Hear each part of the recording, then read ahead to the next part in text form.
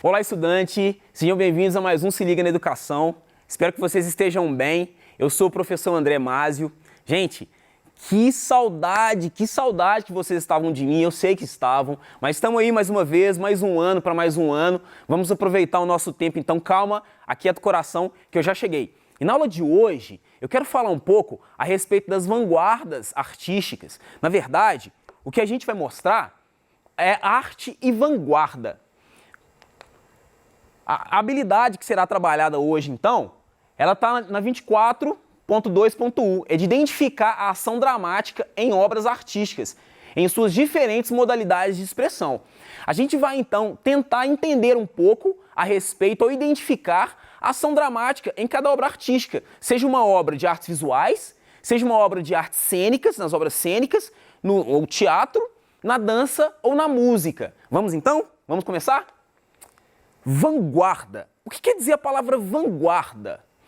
O texto, ele mostra pra gente que a palavra vanguarda é de origem francesa e, em seu sentido literal, ela indica a ideia daquilo que chega à frente de um exército ou em uma batalha, o corpo de frente. Vamos imaginar, olha só, a gente tem umas guerras acontecendo, as guerras acontecendo, e aquele corpo de frente, aquelas pessoas que vão à frente do exército, de repente aqueles que vão, no primeiro momento, que vão se apresentar no primeiro momento, é chamado de vanguarda. A vanguarda, ela está exposta. E assim como ela está exposta, a arte nessa época, ela também vai estar exposta. A arte vai se mostrar, ela vai aparecer para o mundo de forma a tentar transformar, a tentar guerrear com as ideologias vigentes, para que então possa acontecer mudanças. E vamos observar quais os tipos de mudança que a arte está pretendendo nessa época. Na arte, os vanguardistas foram aqueles que se mostraram à frente de suas épocas, expondo ideias, conceitos e produtos finais que abriam caminhos para as novas discussões sobre estéticas e sobre o fazer artístico. A gente começa então o nosso pensamento, a gente começa a ter ideias aqui, observando essa cena do filme Tempos Modernos, de 1936. Olha, quando a gente fala de arte e vanguarda, nós estamos falando do início do século XX. Os movimentos de vanguarda na arte, podem ser datados assim no final do século XIX, início do século XX. A gente já tem, por exemplo, o expressionismo, o impressionismo. Lá já no século XX a gente tem o dadaísmo, temos o surrealismo, o cubismo, esses todos ismos que a gente já ouviu falar por aí e que às vezes aparecem no livro de arte e no livro de história. Agora a gente precisa entender, de fato, o que esse estilo ou quais as ideias que esses estilos estavam propondo para a época. A gente tem que fazer um breve histórico para a gente conseguir entender o que de fato acontecia, mas por que vanguarda? Por que vanguarda no mundo? Por que vanguarda na arte? Nós saímos então do final do século XIX, de um período de muita instabilidade política, o crescimento de indústrias, e a gente tem ali um período de guerras também, no qual a Inglaterra, a França, como duas potências, estão invadindo outros lugares, invadindo outros países e até outros continentes. E até então, os artistas dessa época vão começar a pensar e refletir isso tudo. Pra vocês terem ideia, em 1914, quando dá início à Primeira Guerra Mundial, tais artistas já estão com as ideias borbulhando, já começaram a pensar, a pintar, a construir esculturas, a expor poesias a respeito de tudo que estava acontecendo. Tem um movimento muito importante, que eu vou falar daqui na frente, que é o movimento dadaísta. Ele fala muito sobre a Primeira Guerra Mundial. Mas antes, vamos pensar então nesse crescimento da indústria. O que está acontecendo no mundo? Antes, uma família que trabalhava com a manufatura, uma família acostumada a fazer as coisas com as mãos, trabalhar em casa, agora se vê obrigado a sair de casa para, de fato, entrar para as fábricas, para as indústrias crescentes. E a gente vê, então, com essa imagem, por exemplo, uma ilustração de tudo que eu estou dizendo. Charlie Chaplin, então, em 1936, depois da Primeira Guerra, ele começa a mostrar a ação desse homem, a ação do novo homem, um homem moderno, sabe? Um homem que deve se acostumar agora com a indústria, deve se acostumar com a engrenagem, porque isso é muito legal. Porque nessa época o cimento está crescendo, o cinema está crescendo. A gente tem no final do século XIX a descoberta da fotografia. Gente, o que é cinema? O cinema, ele nada mais é do que a fotografia em movimento. A gente tem no final do século XIX, então, o advento da fotografia, e no início do século XX, o cinema, ele vem ganhando forças, sabe? Só tem cinema porque tem fotografia. E agora ele começa a ganhar forças e começa a se expor para o mundo, começa, através dessa arte, desse tipo de arte, a mostrar tudo que o mundo vivia, todos os movimentos que o mundo estava passando. Impressionismo. Olha essa obra. Vocês já ouviram falar do Edvard Munch? Já ouviram falar dessa obra, O Grito? Essa obra, ela mostra pra gente e retrata tudo que nós falamos até agora e retrata também o que a cena do filme ele mostrou pra gente. Seria uma pessoa, um homem moderno, agora com um novo pensamento, tentando se colocar, se reposicionar no mundo e de repente, de fato ali, ele sofrendo com todas essas mudanças, sofrendo com esse caos, sofrendo com a guerra e sofrendo com uma nova ordem política e uma nova ordem trabalhista também. Isso mostra, o artista ele quer mostrar pra gente que a mudança, o final do século XIX e o início do século XX, ele traz mudanças assim drásticas, traz mudanças que causam também mudança na vida das pessoas comuns, na vida dos trabalhadores comuns. A gente pode pensar em Brasil, o que acontece no Brasil nessa época? Olha, a gente vai perceber, por exemplo, com a Tarsila do Amaral, a Tarsila do Amaral também ela começa a expor ideias baseadas nas ideias desses artistas europeus. E começa a pintar, começa a produzir desenhos baseado no que a Europa está mostrando, que as vanguardas europeias estão mostrando. A gente pode falar um pouco dela mais para frente. Então essa obra, O Grito, ela vai retratar bem tudo isso que o início do século XX está mostrando. E final do século XIX. Legal. Eu falei para vocês a respeito do dadaísmo. O dadaísmo foi um movimento que surgiu ali em meados da Primeira Guerra Mundial, que começa em 1914 e termina em 1918. E o dadaísmo ele vai ser de fato contra a guerra. Ele fala que se na verdade, para resolvermos problemas, a gente precisa de guerrear, precisamos de conflitos armados, conflitos bélicos, a arte então ela pode se expor desse jeito. Se o mundo é desorganizado, a arte pode ser desorganizada. Como assim? Quer dizer que arte é bagunça? Não, eu sempre prezo isso. Arte não é bagunça. Mas, de fato, os dadaístas, eles estão tentando mostrar que, assim como o mundo, assim como a guerra, a arte também ela pode se mostrar diferente de tudo que acontecia. Gente, antes do dadaísmo, o que nós temos como arte? A gente tem principalmente uma questão que era bem discutida, era o neoclassicismo. Vou falar rapidamente. O neoclassicismo foi um movimento que tentou buscar da cultura greco-romana a sua perfeição. Então, a grosso modo, a arte é o que é bonito. O que não é bonito não é arte. E o dadaísmo também está discutindo isso. E aqui a gente tem uma receita para um poema dadaísta, que foi de Tristan Tzara. Esse artista, ele foi o precursor do dadaísmo. Para a gente conseguir construir um poema dadaísta, tem a seguinte ideia: pegue um jornal, pegue a tesoura, escolha no jornal um artigo do tamanho que você deseja dar ao seu poema, recorte o artigo, recorte em seguida, com atenção, algumas palavras que formam esse artigo e meta-as no saco. Agite suavemente, tire em seguida cada pedaço, um após outro. Copie conscienciosamente, na ordem que elas estão sendo tiradas do saco. O poema se parecerá com você, e ei-lo um escritor infinitamente original, de uma sensibilidade graciosa, ainda que incompreendido do público. Ou seja, a obra dadaísta ela poderia ser de fato incompreendida pelo público, mas é de fato isso que eles estão buscando. Estão buscando uma nova estética, um novo olhar também para a produção artística. Se a gente pode produzir guerras, se podemos pensar em conflitos, se tudo está em desordem, por que a arte tem que caminhar numa estética já pré-produzida?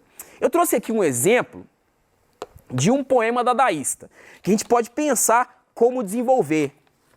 E olha só, qual que é a ideia, a principal ideia? Nós temos aqui uma frase que foi escrita primeiro. Se vocês observarem, nós temos vários tipos de letras diferentes aqui nesse papel. Mas por quê? Porque pessoas diferentes construíram esse poema. A ideia você pode fazer em casa, com seus familiares, pai, mãe, irmãos, pode fazer em sala de aula, isso é muito legal. Mas a ideia, de fato, é você construir uma frase e deixar embaixo uma palavra para que a próxima pessoa continue escrevendo em cima. Por exemplo, continue escrevendo segundo a palavra que você deixou. Por exemplo, vou virar aqui para eu ler e vou explicar novamente. Eu coloquei assim a primeira palavra. Quem começou esse poema foi eu.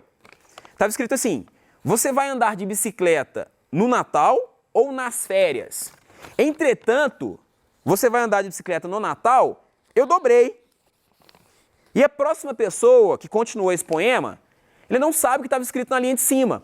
Só pegou essa ideia de ou nas férias. Só pegou essa ideia aqui de ou nas férias. E assim, ela continuou, então, o poema.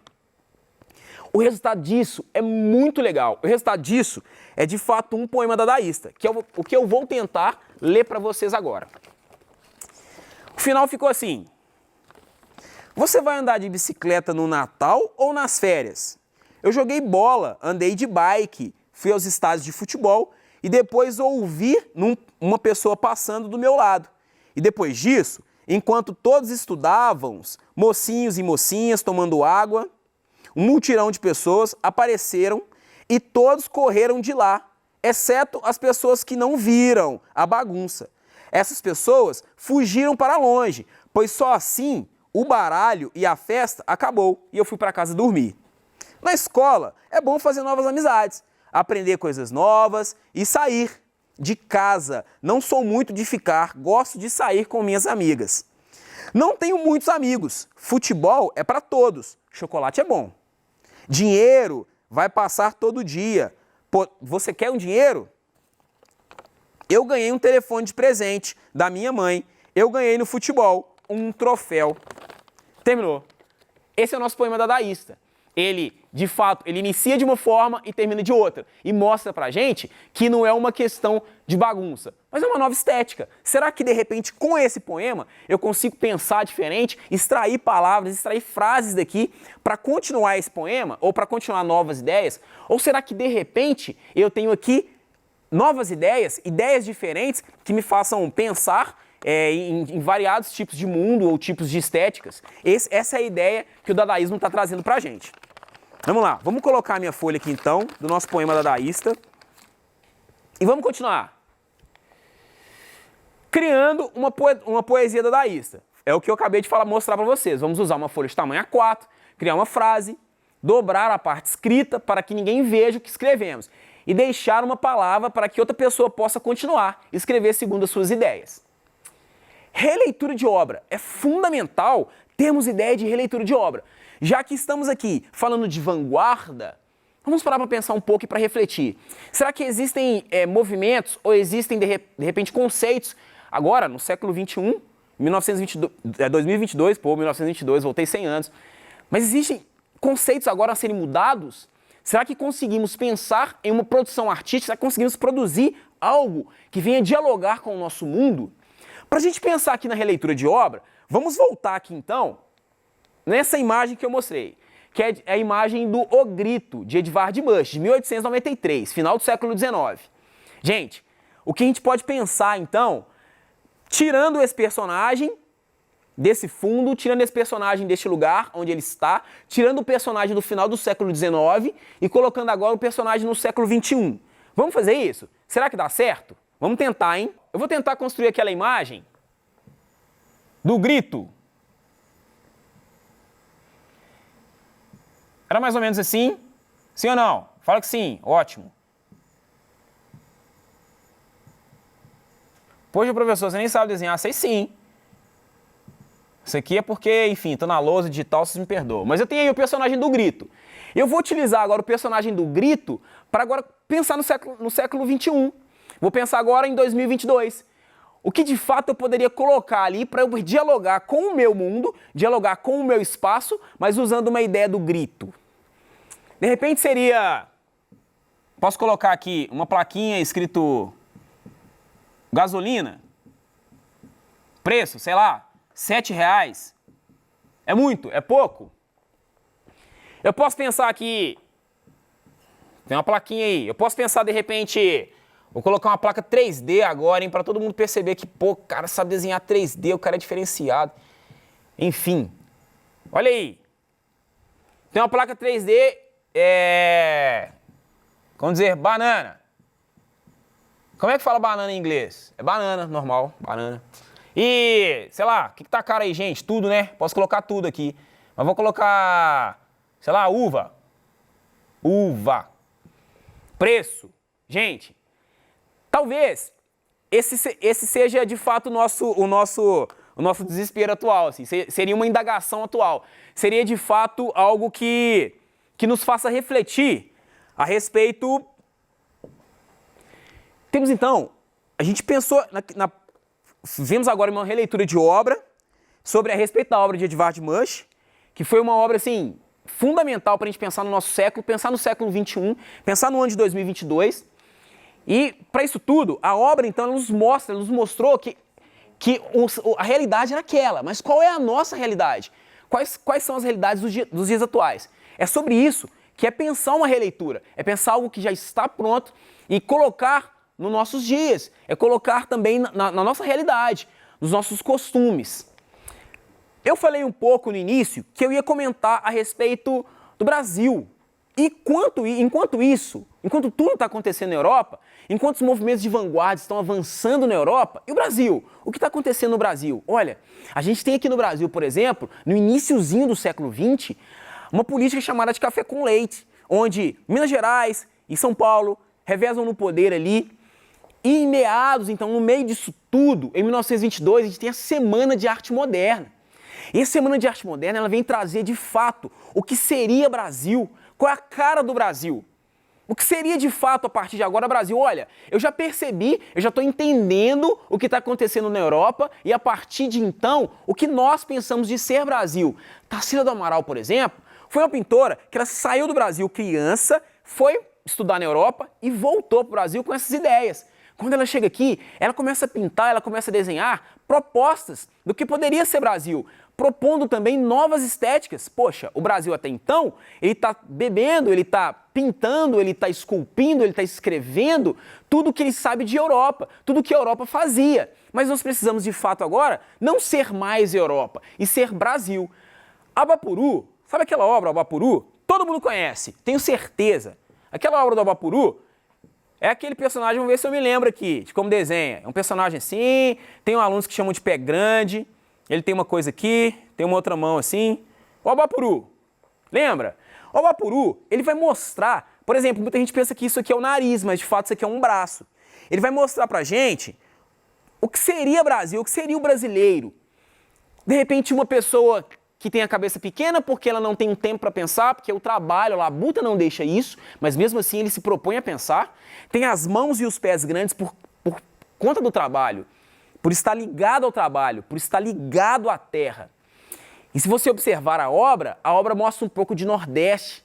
Ela trabalha as cores que o Brasil tem.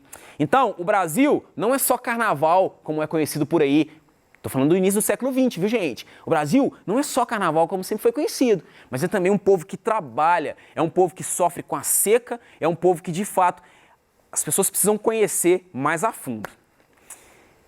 No encontro de hoje, a gente trabalhou um pouco com o estilo das vanguardas, nós trabalhamos um pouco com o avanço da arte no início do século XX e quais foram as mudanças que esse avanço trouxe para o nosso mundo. E, em particular, a gente pode pensar no Brasil. Quais foram as mudanças que trouxeram para o Brasil? E qual tipo de mudança você, hoje estudante, pode pensar nos nossos dias atuais? O que podemos propor, de repente, no espaço escolar? O que acontece na escola? Será que eu tenho espaço para conversar com a direção, com o meu professor, com a professora, a respeito dos acontecimentos, a respeito daquilo que, de repente, eu não concordo? Ou a respeito daquilo que eu concordo também e propor novas ideias através de uma produção artística? Fica aí a dica, eu acho muito legal de pensarmos dessa forma, eu acho muito legal de partirmos desse princípio. Um grande abraço e até a próxima.